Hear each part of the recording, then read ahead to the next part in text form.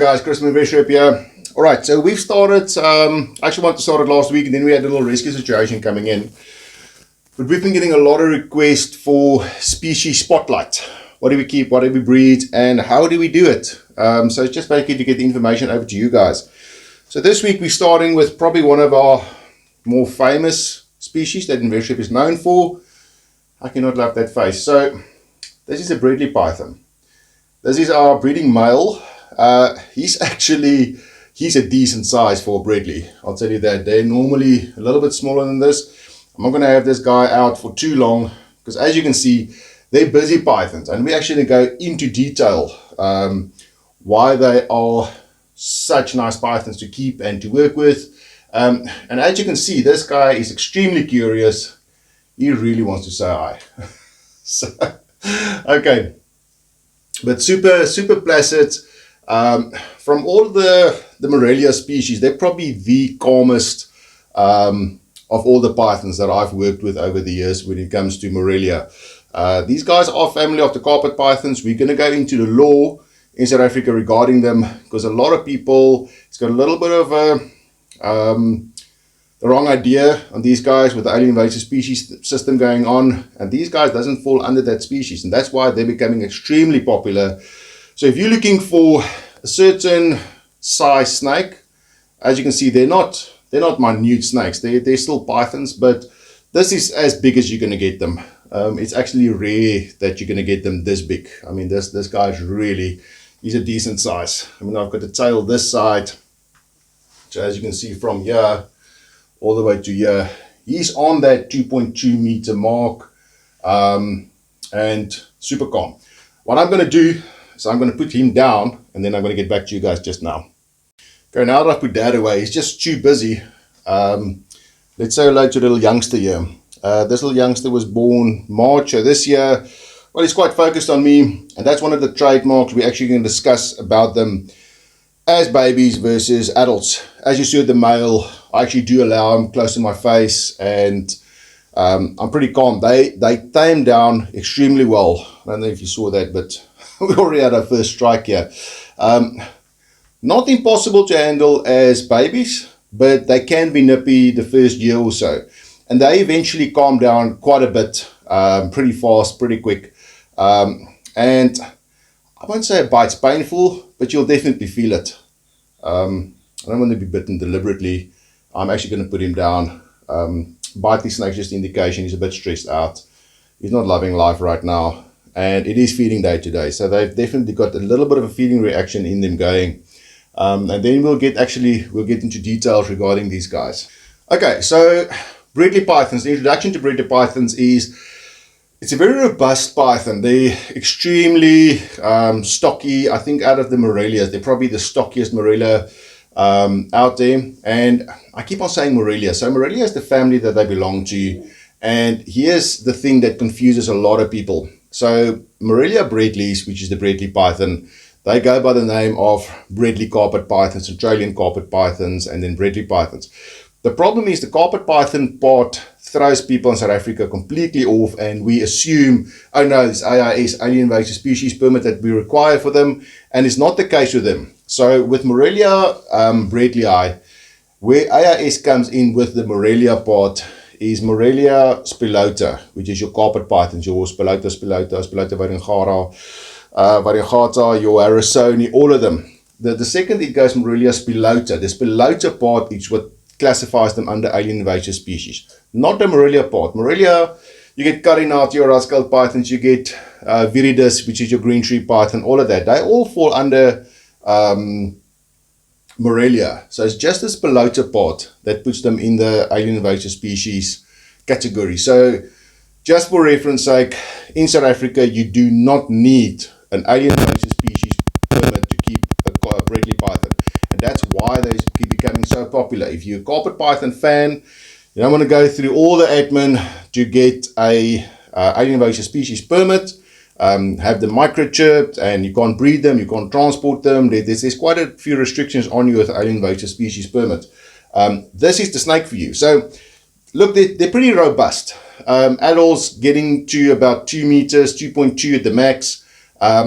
My female is a bit bigger, but she is an exceptional case in the sense of she's one of the biggest Bredlis I've ever seen compared to other breeders out there. And they're breeding successfully on the smaller females on the same clutch numbers that we're producing. So one thing about Bredlis, you do got to remember, they do have a good lifespan. When I say good lifespan, 20 to 30 years, even more. So if you're going to get a Bredli python, just know you're going to be with that snake for quite a while. They're super hardy. They can actually handle temperature fluctuations better than any other python I've worked with. I find them to be extremely hardy. Some studies has even shown that they can even go sub-zero. I haven't tested it. I'm not going to test it. But that actually makes sense. They come, you get them in the Northern Territory area of Australia, and it gets extremely cold. I mean, these guys are desert dwelling snakes, and that's where a lot of people get the Bredli pythons wrong. They think they're subtropical. They're not. It's an arid python, and we're going to go into housing with the temps, the humidity, and all of that. And also another thing to mention on the introduction of these guys, what I love about Bredli pythons, they're pretty active during the day and night. So when you get a Bredli python, you'll actually see them moving about day and night times, which actually makes it quite nice for a visual display animal. So if you've got one in your snake room, or you've got one in your living area, wherever you've got it, you'll always see movement in the enclosure, which is nice. It's not like some snakes that hide during the day and then only at nighttime, late night time that you see them moving about. They're active pretty much throughout the day. Okay, so we've done the introduction now, and let's jump straight into housing Bredli pythons. So hatchlings up to about 8 months to a year, I actually keep them in a tub system like this. So basically what I work is the length of the snake is about the length of the tub. That seems to work out pretty well. And then I do a dome mesh, those plastic wire mesh at the back, and then they can just move back in front. And I normally take the water bowl away from the heat source in the front so that the humidity stays on the low end. Adults, whole different ball game. You can grow them into their enclosures, but an adult, you're going to be looking at about a 1.8 by 900 by 900 enclosure. And one thing to note about housing Bredlis, they're semi-arboreal, so it's always a good idea to maybe have something like very similar to this, where you've got something that if they want to perch off the ground, they can. What I sometimes do with some of my enclosures, especially my bigger enclosures, I'll actually take entire branch and just do one perch. I don't do full arboreal like the green tree pythons where I'll do 3 or 4 perches. I'll just do one perch the same girth as the body diameter, and they love perching. They're a lot more arboreal than people think. So let's get the heat right. A lot of people, because they're hardy pythons, tend to neglect this issue because they do pretty well throughout the gradient. But if you want that Bredli python to thrive, I recommend a basking spot. It's surprisingly high. Remember, these are desert species, arid species. If you can produce a basking spot of about 35, 34, you're doing well. An ambient temperature running in the enclosure of about 29 to 30. And the cool end, if you can manage that, especially on the 1.8, it should be pretty doable. If you can be on about 27, then you're doing well. So let's call the gradient that you can keep Bredlis in to thrive from 27 to about 34. You can still push 32. I won't go lower on that. I've actually had some of my hotspots run up to 35 to 37, and they still enjoy that basking spot. But I've noticed if you want that typical movement on the hot spot to the cold spots, and you can see they're pretty happy, I've noticed from your 27, 28, all the way to your 32 to 34 at the max. And that's the gradient I keep them in. Nighttime, they can drop down. It doesn't matter that much because desert species actually do a lot more cycling. If you've ever been in the desert, anyone that's ever been in the Kalahari will tell you, the hottest and the coldest they've been in 24 hours is in the desert.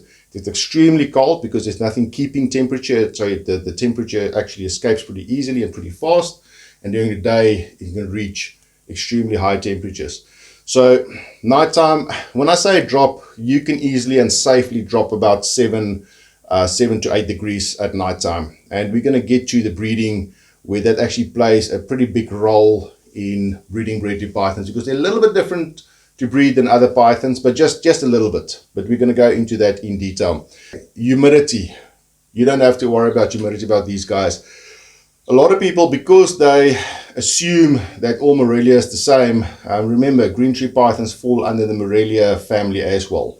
A Bredli python that's kept at the same humidity as a green tree python, you're going to run into problems. You're going to get into scale rot. You're going to get into respiratory infections. I would normally keep them pretty dry, pretty simple, on the 50-60% humidity. I would not go over 60% humidity. So there's no purpose of spraying the enclosures down or putting excessive water bowls, big water bowls. Bredli pythons in general, I've never caught mine soaking. If you do find a Bredli python soaking, it's normally two reasons, and both aren't good. It means your enclosure is either way too hot or that you've possibly got mites. So those are the two reasons. Even with shedding, I've realized that they shed at 50-60% humidity without any issues, from my juveniles to my adults. And I keep my juveniles pretty dry as well. I keep them all across the range. I keep them on a 50-60% humidity range.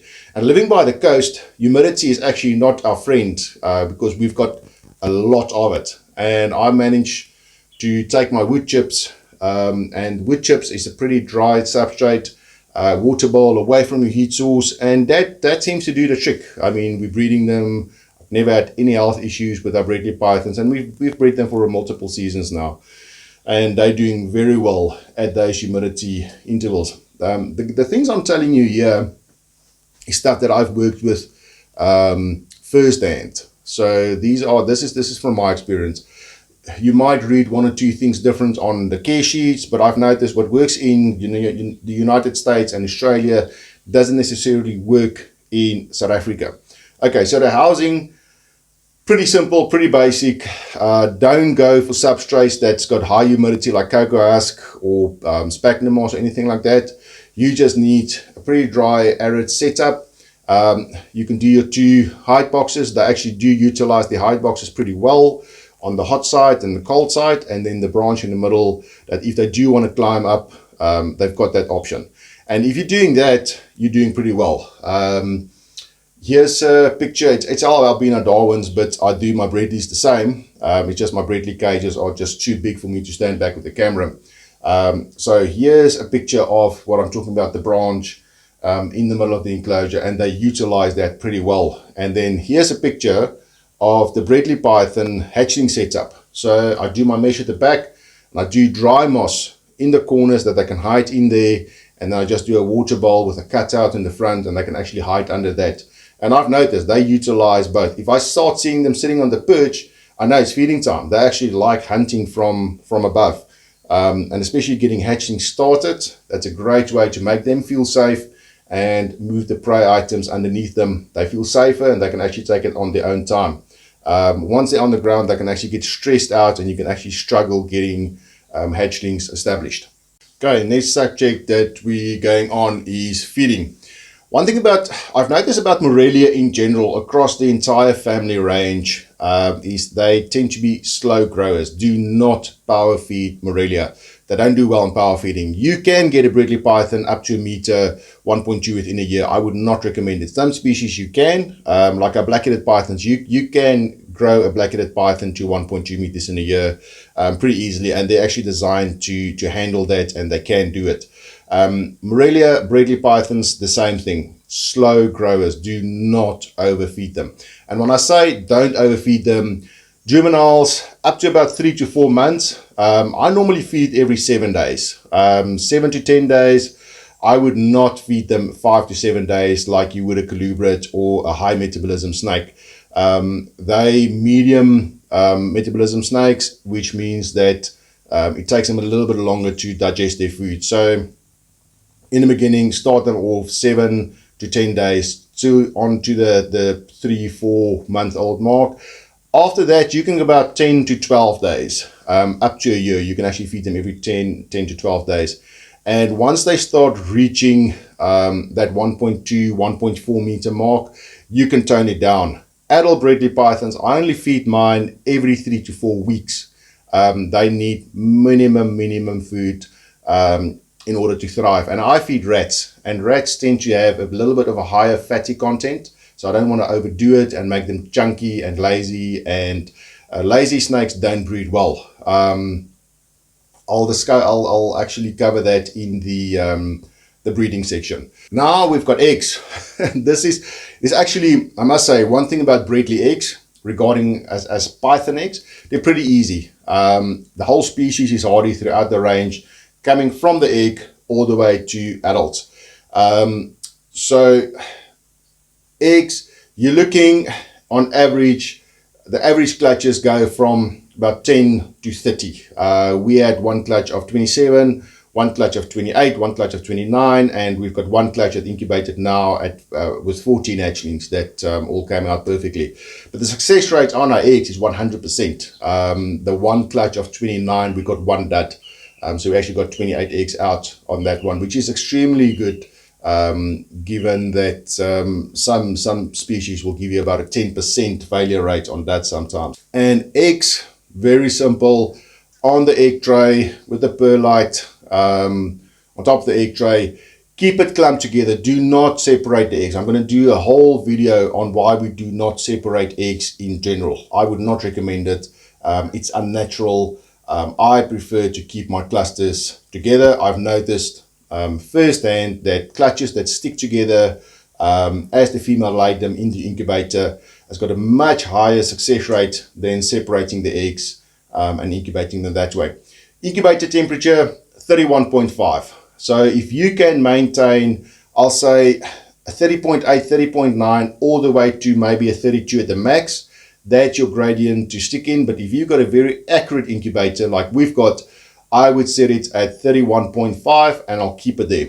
Humidity 85 to 90%. You don't have to keep it super 90 plus, but they still do well on 80 plus. But I've noticed the magic number for them to incubate and those eggs stay plump is on the 85 to 90% humidity. And they normally take about 60 to 65 days to hatch. And what I normally do, we actually made a video about cutting and pipping. I'll check the first pip. If one pips, I'll just cut and make incision on all the eggs, and I'll just leave them and I'll just remove the babies as they come out on their own terms. Establishing neonate and hatchlings, super easy. They go straight to your tub system, and like I keep them from day one, arch at the back, dry moss, water bowl in the front, and that's how they start out. And then after their first shed, I'll start feeding them. But feeding neonates and hatchlings, I'm actually going to go and do a whole video on that. But that is just Bredlis in general, how you start. So let's summarize. If you want a python that doesn't get giant, but you still want to see that something that's a python that still get decent size, you want something that you can handle, that other people can handle. If you've got kids and you want them to handle them, I would recommend a Bredli python. They're super hardy, super easy, and they're not that common in the market. They've only gained popularity recently because of the alien invasive species. And our black-headed python's awake, he wants to say hello. And they're just super snakes in general. The people that does have Bredlis, all the reviews you always read about them and all that, they just love them. They've got personality, they're active, and you actually get to bond with them. So it's not like a dead rock lying under hide all the time. It's active pythons, they're super curious, and they're not aggressive. And that's all the characteristics that you want in a snake that you want to handle and you want it as a pet. But besides that, they just make super awesome display animals because they're a lot more active than most other pythons in general. So that's Bredlis in the summary. Anything that you feel that I've missed, please comment down below. And guys, please like and subscribe to our channel. We really appreciate your input and your views, and we'll see you shortly. All right, have a great day. Cheers.